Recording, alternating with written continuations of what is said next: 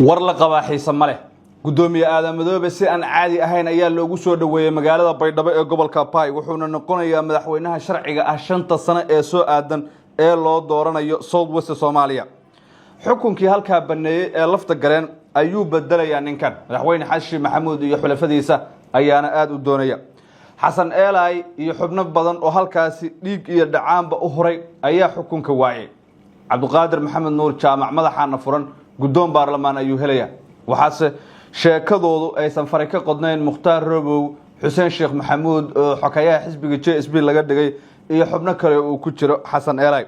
haddaba gudoomiye Aadan Madoobe tagitaankiisii Baydhabo maanta maxaa laga dheehday sidoo kale dawladda federaalka degmada Luuq ee gobolka Gado waxay u dirtay askar iyo saraakiil ciidan iyadoo oo saacado ka hor halkaas uu tagay taliyihii ciidanka asluubta Soomaaliya ee xilka laga qaaday Generaal Mahad Cabdiraxmaan Aadan oo loo yaqaan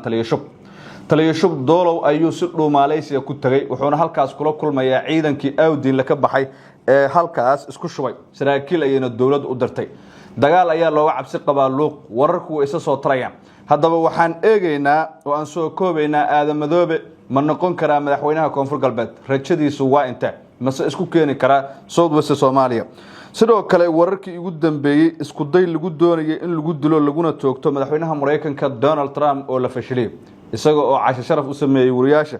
isla markaana bahda warbaahinta cazuumay ayaa aqalka cad gudihiisa laga maqlay rasaas dhowr waa lala cararay markiiba ninku fuleysana istaagu ka dhacay waa Trumpkii adduunka oo dhan uu caalwaayay ee aflagaadada dagaalka hurinta iyo nacaybka ka shaqeynay isaga ay naftiisa khatar weyn gashay waana markii saddexaad ee Trump goob uu joogo xabad laga ridayo akhiiran waxa leeyahay ninkan gacanta markaasi kooxo kale ayuu ku bixi doonaa waxaan eegaynaa weerarkaasi ka dhacay gudaha ee markaasi aqalka cad ee Mareykanka looga arrimiyo ee khatarta uu la kulmay Trump saacadihii ugu dambeeyay xogahaas oo dhan ayaan soo koobayaa saaxiib soo dhow haddii aad naga cusub tahay waxaan ka codsanayaa inaad channel ku soo biidho waa subscribe soo tiraado muuqaalka like aad saarto saaxiibadan u sii share gareyso oo aan tahay waxaan ku bilaabayaa gudoomiyaha baarlamaanka Soomaaliya Sheekh Aadan Maxamed Nuur Madoobe iyo wafdi uu hogaaminayo ayaa maanta gaaray garoonka Shaati Guduud magaalada Baydhabo ee xarunta gobolka Bay halkaas oo u tagay doorashada maamulka Koonfur Galbeed iyo in uu rabo inuu qaato kursigii uu ka ceyrsaday Cabdi Casiis lafta gareen oo muddo dhaaf badan halkaas joogay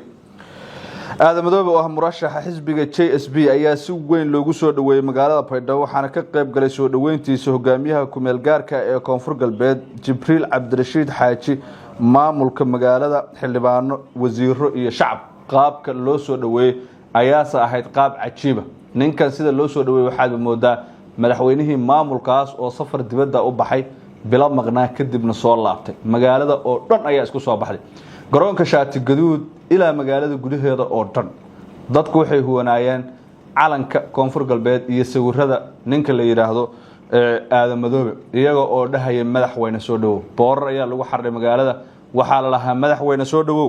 waxaana loo arkaa inuu yahay ninka ku guuleysan kara doorashada natiijada ugu badan isaga haysta xalay kulan ka dhacay magaalada Muqdisho gaar ahaan madaxtooyada qaranka oo madaxweyne Xashi Maxamuud Xuseen Sheekh Maxamuud oo la taliye ah iyo Aadan Madoobe ay yeesheen ayaa gacanta kursiga loo galiyay waxaad arkaysaa saddexda mas'uul oo islaamaya waliba madaxweyne Xashi Maxamuud gacanta Aadan Madoobe intuu soo qabto oo mid Xuseen Sheekh Maxamuud kor ka saaraya isaguna gacantiisa sidaas u saaraya markaas uu leeyahay waad guuleysatay kursigaan adiga iska leh ila shaqay dhowr 60 xildhibaan ama 70 xildhibaan ee Koonfur Galbeed baarlamaan ka soo gala waxa la rabaa inay Xasan Sheekh u codeeyaan doorashada dhacaysa isla markaana Aadan Madoobe sababta loo geenayo halka ma aha jacayl maadaama Xasan Sheekh si daacada wax ka bedelkii dastuurka iyo boobka uga shaqeeyay waxa la rabaa inuu xaggana kuraasta ka soo siiyo Xasan Sheekh iyo xisbigiisa baa la leeyahay Aadan Madoobe murashax rajada ugu badan qabo waaye sidoo kale gudoomiyaha hadal kooban ayuu siiyay warbaahinta waa uu mahad celiyay madaxda iyo bulshada soo dhaweysay wuxuuna ku baaqay in deganaan la muujiyo laga wada shaqeeyo amniga inta ay socoto qabanqaabada doorashada sida uu sheegay gudoomiyaha Aadan Madoobe safarka Aadan Madoobe ee Baydhabo ayaa ku soo beegmay xilli Villa Soomaaliya ay dadaal xoogan ku bixinayso qaabeynta hoggaanka cusub ee maamulka Koonfur Galbeed kadib markii madaxweynihii hore ee maamulkaas Cabdi Casiis lafta gareen uu xilka ka degay 30 Maarso maalmo kadib markii ciidamada dawladda federaalka ee Soomaaliya ay gudaha u galeen magaalada Baydhabo ee gobolka Bay ilwareedyo siyaasadeed ayaa noo xaqiijiyay in Aadan Madoobe loo diyaarinayo inuu noqdo murashaxa ugu culus ee xilka koonfur galbeed iyadoo qaar ka mid ah siyaasiyiinta maamulkaas ay arkaan musharax markaasi ay dhabarka ku wadato villa Soomaaliya xogta ayaa intaas ku sii dareysa in Xasan Sheekh uu ku qanciyay agaasimihii hore ee villa Soomaaliya ahna saaxiibkiisa ugu dhow Xuseen Sheekh Maxamuud in uu markaasi tartanka uga haro Aadan Madoobe iyadoo oo lagu qanciyay xilal kale iyo sidoo kale dhaqaale arintan ayaa tartanka ka dhigaysa mid markaasi aan u muuqan tartan furan gaar ahaan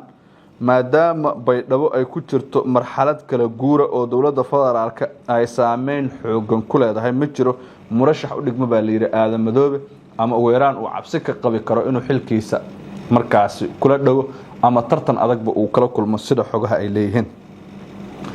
ciidankii ka baxay Buur-Hakaba ee beesha Eelay ee Xasan Eelay uu horkacayay iyagoo gadoodsan ay ka baxeen magaalada sida xogta madaxa banaan aan xaqiijinay ay sheegayso waliba waxay furanayaan jidka Daynuuna argagixisadii hore diyaaradaha ay ugu dhaxmareen ayaana sugaysa inay maraan ciidanka qaarkood garoonka Shaati Gaduud ay diyaarada ka raaceen kuwa kalena dhulkay marayaan baa la yiri waa gadood ciidankaas qaabka ay wax u socdaan ayna diidan yihiin qorshahoodu wuxuu ahaa in Xasan Eelay uu noqdo hogaanka maamulkaas ama saami ay ku qanci karaan la siiyo laakiin intiiba ma aysan dhicin xukunkii hore waa lagu boobay xoolihii waa la qaatay xilna ma aysan helin iyagoo aad u careysan ay isaga soo baxeen magaalada Baydhabo ee gobolka Baay sida aan xogta ku helayno si kastaba dhaqdhaqaaqyada ka socda magaalada Baydhabo iyo hakadka ku jira isku shaandhaynta xukuumadda ayaa muujinaya in villa Soomaaliya ay hadda mudnaanta siinayso xakameynta siyaasadda koonfur galbeed ka hor inta aysan qaadin tallaabooyin kale oo gudaha xukuumadda ah Aadan Madoobe wuxuu noqon doonaa madaxweynaha koonfur galbeed warka kan meel ku sii qoro maanta taariikhdu waa 26 Abriil inta aan la gaarin 15 bisha ugu soo wajahan ee May Aadan Madoobe wuxuu noqon doonaa madaxweynaha koonfur galbeed hadalkaas meel igaga sii qoro waa xaqiiqo aan markaasi ka soo xiganayno ila kala duwan oo noo waramay haddaba sidee baad u aragtaa maxaa kaaga baxay Aadan Madoobe haddii uu noqdo madaxweynaha koonfur galbeed muxuu lafta gareen kaga bedelan karaa ugu dambeyn taliyihii hore ciidanka asluubta Soomaaliyeed Generaal Mahad Cabdiraxmaan Aadan oo loo yaqaan taliye shub ayaa tagay magaalada Luuq ee gobolka Gado ee Soomaaliya halkaas wuxuu ku tagay safar uu kaga yimid magaalada Nairobi ee xarunta wadanka Kenya ciidan beesha harin u dhashay oo ka soo kicitimay ama ka soo baxay Awdiinle Baydhabo hore looga ceyriyay ayaa halkaas ku sugan waxa uu wada kulamo siyaasadeed iyo abaabul dib mar kale koonfur galbeed ay isugu qaabeynayso taliye shub hore wuxuu u sheegay in Xasan Sheekh uu nacib yahay reerkiisa isla markaana uu dhibaato ku hayo sida uu hadalka u dhigay laakiin dawladdu inta ugu maharin saraakiil ciidan ayaa loo diray isla doolowdii iyo deegaanadii kale ee Luuq ay ka mid ka ahayd ee taliye shub uu tagay ee abaabulka uu ka waday saraakiil ka tirsan ciidanka xoogga dalka Soomaaliyeed oo ay maanta dawladdu ka dirtay magaalada Muqdisho ayaa gaaray degmada Luuq ee gobolka Gado halkaas oo hore ay ugu jireen dhaqdhaqaaqyo ciidan oo iska soo horjeeda saraakiisha maanta tagay Luuq ayaa waxa hogaaminaya abaandulaha guutada 34aad Cornel Cismaan Xaaji Axmed waxaana halkaas ku soo dhaweeyay ciidamada dawladda ee hore u joogay deegaanka ama degmada ujeedka wafdigan ayaa ah fulinta qorshaha dawladda iyo markaasi iyaga oo durba bilaabay kulamo ay la qaadanayaan ciidamada iyo qaybaha kala duwan ee bulshada Gado qayb ka mid ah waxa hore ugu sugnaa ciidamo ka tirsan daraawiishta Jubbaland oo diidan dhaqdhaqaaqa dawladda federaalka ee gobolkaas sidoo kale waxa maalmo ka hortagay ciidamadii taabacsanaa lafta gareen ee isaga baxay agagaarka magaalada Baydhabo arintan ayaa keentay xiisad cusub oo la dareemo ama laga dareemayo deegaanka iyadoo laga cabsi qabo in ciidamada kala duwan ee halkaas joogo ay horseedaan dagaal ka qarxa magaalada haddii ciidan aad u badan tababar kala duwan qaba hogaamiyayaal kala duwan ay hogaaminayaan isku hub aysan ahayn qaarkood inay isgartaan adag tahay hal magaalo la isugu geeyo mar walba waa suuragal dagaal dhexdooda ka qarxa leh cabsi badan ayaana laga muujinayaa inuu dagaal dhaco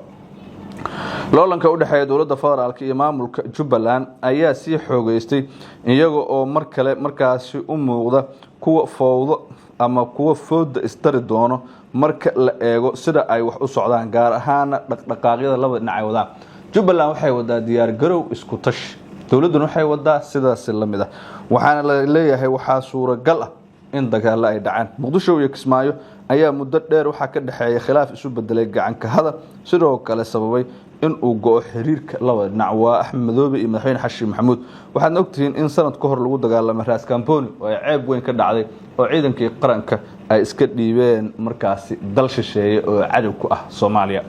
si kastaba xaalka hadda waa uu kacsan yahay Jubbaland iyo Koonfur Galbeedna waxay u muuqdaan in isgarabsanayaan dawladuna waxay ku adkeysanaysaa qorshaheeda qabasho doorasho qof iyo cod iyo inay gacanta geliso ama faragelin ku sameeyso maamuladaas oo ay xukumaan sida la sheegay rag markaasi xukunka isku dhajinayo ama kaligood taliyaal maxaa kaaga baxay sideese wax ku dambeyn doonaan aragtida noo reeb saaxiib waa mahadsantahay muuqaalkan ila daawo qodobadii culayska badnaa dawladnimada u dabrnayday ama sida maartay amniga wixii ku saabsanaa yani maalgashiga yani wixii adduunyada lagu aamini lahayd dhammaantood xukuumadda runtii waa dadaalaysay waa keeni jirtay laakiin baarlamaanka nasiib u waayay inuu fuliyo marka miri dhalka koow guulaha la gaaray waxaa ka mid ahaa in markii kala fadhidii ugu horeeyay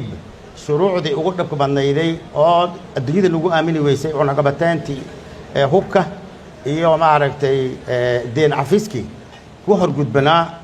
fadhidii ugu horeeyay baa lagu guuleystay marka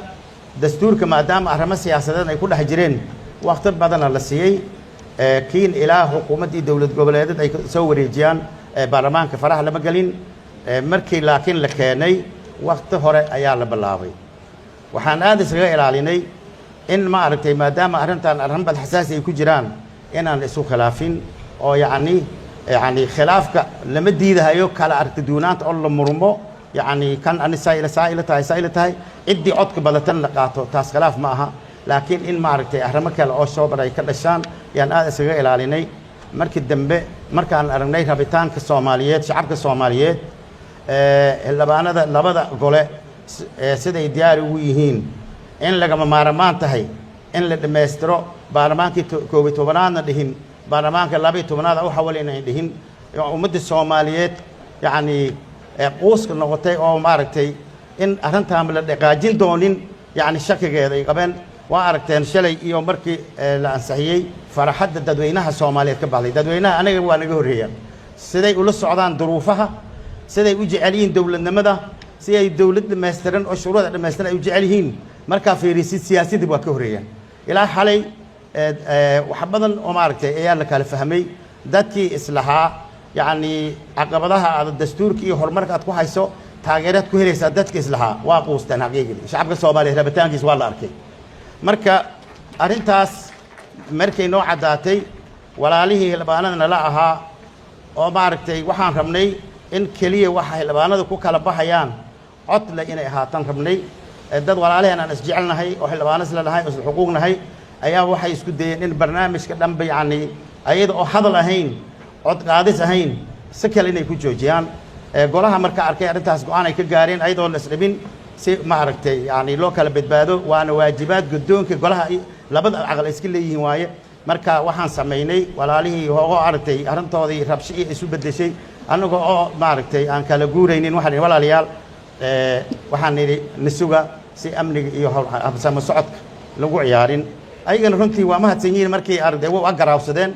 أرنتي معركتي دباتوين لقى كل منا هذه فسح يا الرئيس كله وتيمهين واحد دبات بدن كل عادي ما لها فسح عن أقول لك نيا لما كان فسح عن سيني أو أيضا نسكسو نستان مركا هلا بعند كل هوش وده يسوي وتين الحمد لله ميل في عن أي السوق جاري ضاد دير الجاري وحن كنت هذا قوم هذا لين يا جد جل بدي سقيبات أو أيضا معركتي مدة عن ولي بحلقي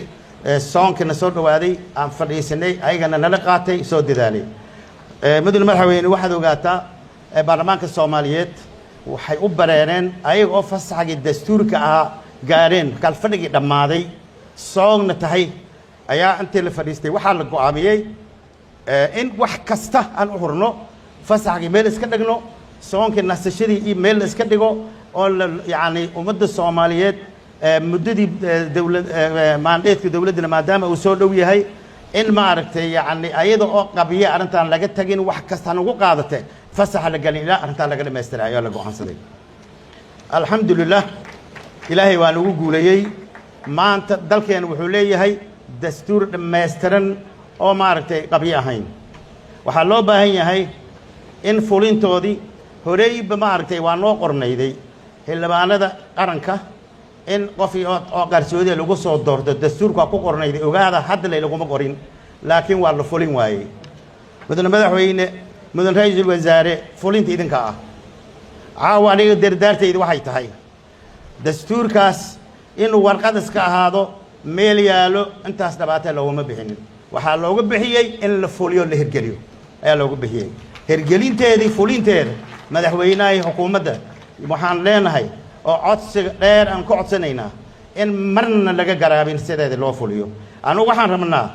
wax dastuurka waafaqsanayn qofkii ku mintido in loo aqoonsado inuu dembiile yahay dembi qaran ku jiro oo doorasho aan dastuurkaas waafaqsanayn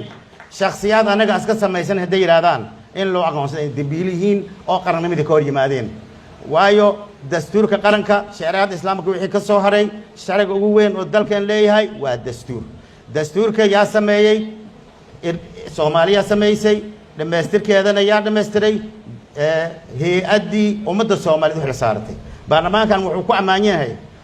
hal degmo soomaaliya ah oo mumathalkeeda qofkii mathalayay meeshaas fadhiinin ma jirto